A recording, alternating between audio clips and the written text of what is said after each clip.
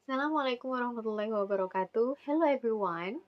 Here I'm Beta Rizka Maulidia from University of Muhammadiyah Malang in postgraduate program of English department. Okay, I will share about some of topics in Advanced Statistic course with Dr. Estu Widodo. And now I will explain about 4 points I got from this class. Those are about correlation and causality, and then between thetas, anufatas, and monofatas. And then we will discuss about standard deviation and additional knowledge related to the statistic course, which will try to be connected with how Islam views this matter. Okay, let's restart from correlation and causality. Let's pay attention to this statement. Ice cream sales increase when many people drown.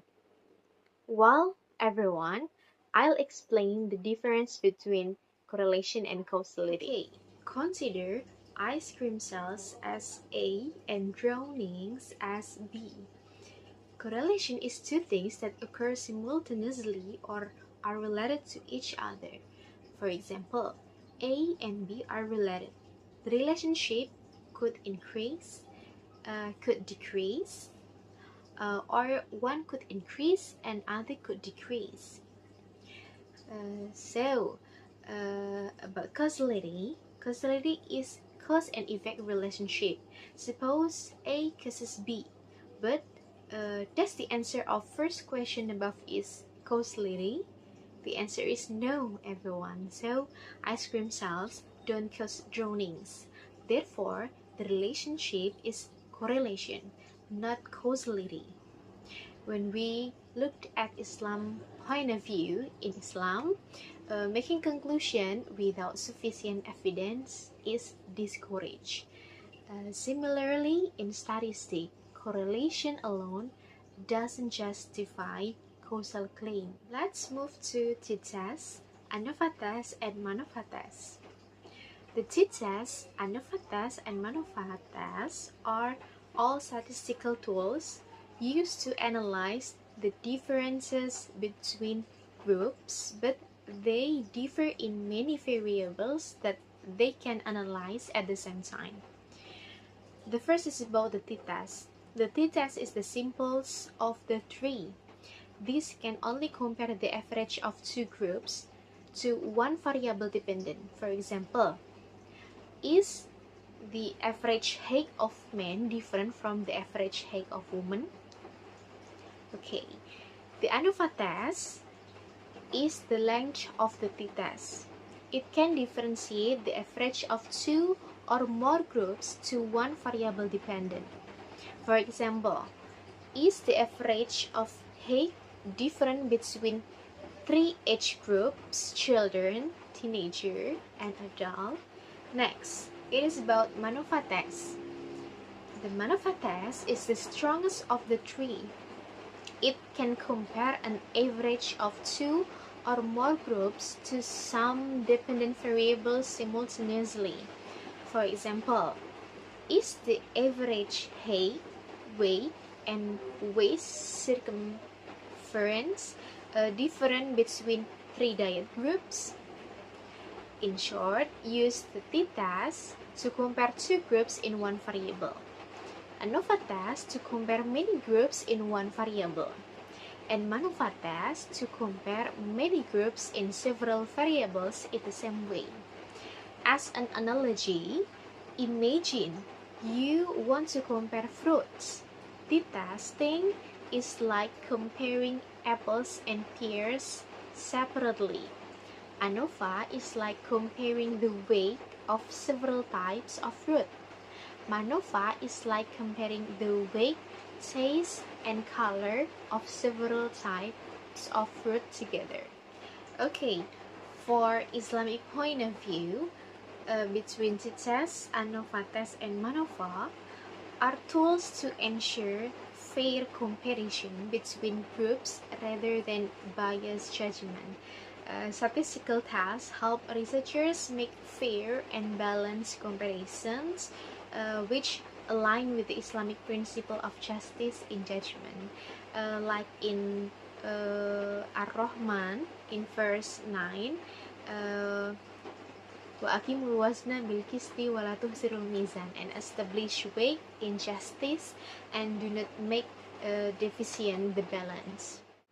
Okay, we move to standard deviation. What is the standard deviation? The standard deviation is a measure that indicates how much data scatters around the mean. Here is a simple example. Let's say we measure the height of a small group of people. The standard deviation tells us how much our data scatter around the mean. So first we need to calculate the mean. We can get the mean simply by summing the heights of all individuals and dividing it by the number of individuals. Let's say we get a mean value of 155 centimeter. Now we want to know how much each person deviates from the mean. So we looked at the first person who deviates 18 centimeter from the mean value. The second person deviates 8 centimeter from the mean value. The third, 15 centimeter. The fourth, 8 centimeter. The fifth, 9 centimeter. And finally, the last person deviates 6 centimeter from the mean value. Simply say, people that are very tall or very small deviate more from the mean value. But we are not interested to the deviation of each individual person from the mean value. We want to know how much the persons on average deviate from the mean value. This is what the standard deviation tells us. In our example, the average deviation from the mean value is 11.5 centimeter.